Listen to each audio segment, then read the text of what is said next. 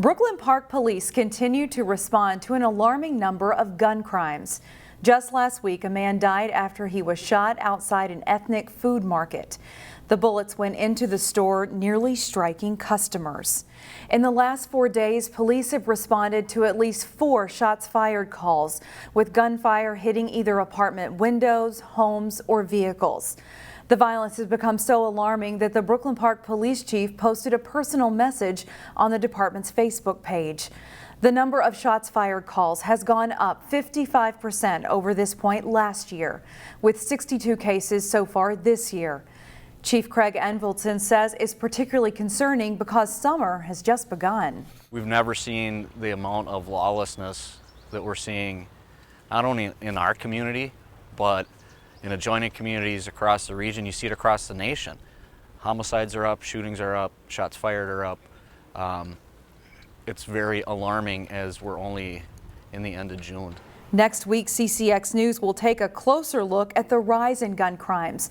We'll also show you steps Brooklyn Park is taking to try to stop the violence. A Maple Grove investment advisor was sentenced to prison for defrauding clients out of more than $2 million. A U.S. District Court judge sentenced Isaiah Goodman to 7 years in prison, followed by 3 years of supervised release. According to court documents, Goodman took money from clients that they thought were going into retirement plans, instead using it to feed a lavish lifestyle. As part of his sentence, Goodman must also forfeit all of his ill-gotten gains, including a nearly $2 million home constructed in Plymouth and another home he paid to remodel in Maple Grove. Authorities have now identified the Plymouth man killed in a motorcycle crash last week. The Hennepin County Medical Examiner says 26-year-old Adam Sir died after his motorcycle struck a vehicle. The incident happened in the evening of June 22nd at the intersection of County Road 24 and Urbandale Lane North. He later died at the hospital. Sir was a graduate of Wayzata High School. He is survived by his parents and 2 siblings. Meanwhile, there's growing concern about COVID-19 vaccination rates among communities of color, which are disproportionately lower than their white counterparts. That concern comes in light of the so-called Delta variant and its potential to spread even in highly vaccinated populations. As Sonia Goins reports, a Brooklyn Park nonprofit that works with African immigrants is working to increase vaccinations. ACER's receiving a $100,000 grant from the Centers for Disease Control to fund education and outreach programs in communities like Brooklyn Park, which were hit hard by the global pandemic. We still have some pockets within Brooklyn Park where we have a high uptick of the virus in some of these communities, especially within the BIPOC community. That's the Black and Indigenous and people of color community groups. The project aims to increase understanding and trust about the COVID-19 and flu vaccines among adults at the highest risk for infection and death. At the height of the pandemic, state death records showed that people of color were dying from COVID-19 at disproportionately higher rates than whites. ACER is working with religious groups and community leaders to help spread the word about the importance of getting the vaccine. Now officials are worried about the Delta variant, which now makes up more than 26% of new cases in the country. We're very concerned about it. That's why we're encouraging everyone to take the vaccine. We have a lot of vaccine available. ACER is working with several medical groups to provide free vaccinations throughout the state. They're also holding vaccine clinics at the Brooklyn Park Farmers Market this summer. In Brooklyn Park, Sonia Goins, CCX News. Therapy for people with physical or developmental disabilities can come in many forms, and many of those programs take place at the Golden Valley campus of Courage Kenny Rehabilitation Institute. But as Delane Cleveland reports, there are some therapeutic programs that require wide open spaces. Okay, let's go. Every week at the Washington County Fairgrounds. Okay, one more quick once over. Bonnie REYERS brings over a special volunteer by the name of Chex for an opportunity that requires a full team effort. We're empty nesters, and so he needs a job too.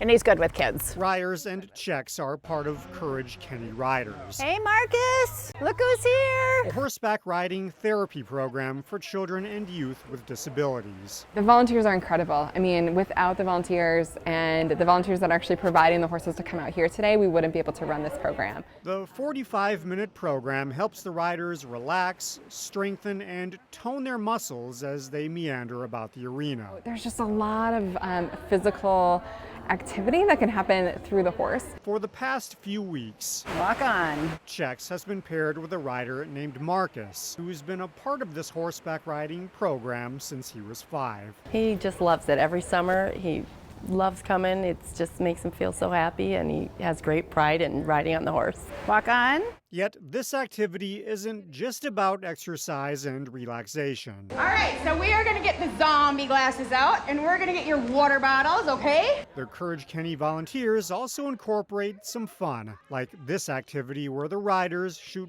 zombies with squirt guns. It's one of the many ways they try to make the program special for the participants. It's so special that they do that, and they come out with their horses week after week. Living with a disability comes with a host of challenges. But for this one day a week in Washington County, people like Marcus can put those challenges aside to enjoy their time with a calming creature. They've had a nice bond. They work well together. Brooklyn Park has approved allowing electric scooters starting this summer. In May, the council approved a micro-mobility ordinance allowing licensed scooter companies to operate in the city. Bird is so far the only company that has approached Brooklyn Park. There are Bird scooters currently operating in Minneapolis, Golden Valley, and St. Louis Park. Councilmember Tanya Westhoffner was the lone vote against allowing the scooters in the city, saying she doesn't think they are safe. We have some pretty good high school baseball talent in the northwest suburbs. We've consulted with local coaches and proudly present our CCX All-Area Baseball Team. Our CCX Sports All-Area Baseball Team starts in the infield. Hopkins third baseman number 9, Jake Perry, hit .416 with 7 doubles, 3 triples, 3 homers, 27 runs, and 24 RBIs. The All-Metro first team pick will play for the Gophers. Totino Gray shortstop number 2, Luke Siegel, is a strong defensive player. The All-Northwest Suburban Conference pick and All-Star Series selection hit .273 with 12 RBIs and 15 runs scored. He'll play at Gustavus. Champlain Park shortstop number 4, Tanner Thompson, hit .394 with 3 triples, 3 homers, 17 RBIs, and 24 runs. The Rebel Silver Slugger Award winner is an All-Star Series pick. Our first basemen include Wayzata's number 25, Nick Argento. The All-Metro first-team pick hit .400 with 9 doubles, 4 homers, and 22 RBIs. He also excelled as a pitcher with a 3-1 record and 2.21 ERA. Argento will play for North Carolina. Osseo's number 23, Matthew Kitzman, is an All-Northwest Suburban pick. The junior hit .389 with 3 triples and a home run while also pitching. Benild's number 19, Johnny Woodford, hit .455 with 6 doubles, 2 triples, and a home run, driving in 22 runs and winning team MVP for the Red Knights. Big Armstrong first baseman Dayton Franke, number 15, had a strong freshman season. Franke hit .404 with 3 home runs and 15 RBIs while also pitching for the Falcons. Our outfielders include number 23, Jack Mauser of Hopkins. The junior helped the Royals reach the state tournament, hitting .462 with 8 doubles, 4 home runs, 23 runs scored, and 27 RBIs. Back in, and it's gone! Number 8, Alex Wayne of Wayzata, had a strong junior season. All-Lake Conference pick Wayne hit .380 with 4 doubles, 3 triples, 11 runs, and 8 RBIs. Our catchers include number 9, Chayton Fisher of Maple Grove. The junior had some big hits in the postseason. An all-conference and all-section 6 pick, Fisher hit .301 with 11 doubles, 2 homers, and 17 RBIs. Number 13, Joey Grashala of Wayzata, is another good receiver. All-Lake Conference and All-Star Series pick Grashala hit .338 with 8 doubles, 16 runs, and 13 runs batted in. Number 27, Stephen Golden of Totino Grace, is a strong-armed catcher who is tough to run on. Golden hit .348 with 9 doubles, 3 triples, and 22 RBIs. The All-Star Series pick will play at Winona State. Our pitchers include number 9 Sam Schlecht of Wayzata. The All-Lake Conference and All-Star Series pick had a 6-1 record, 2.07 ERA, and 63 strikeouts in 47 innings. Schlecht is headed to St. Thomas.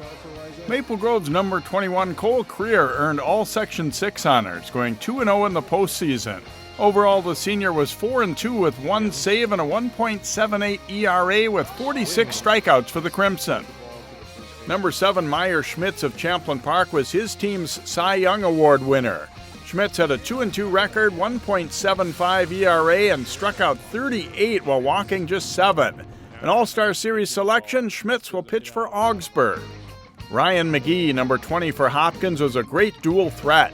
As a pitcher, he was 5-2 with a 1.67 ERA and 59 Ks in 50 1/3 innings. McGee also hit .406 and blasted 7 home runs. Number 2 Wyatt Doubler of Osseo excelled as a pitcher and as an outfielder. The All-Section 5 pick was 3-4 with a 2.30 ERA and will play baseball at Dakota Wesleyan. A squad you could win some ball games with, the CCX All-Area Baseball Team. To watch the team again and see the honorable mention picks, visit our website, ccxmedia.org. Thanks for watching. I'm Jay Wilcox.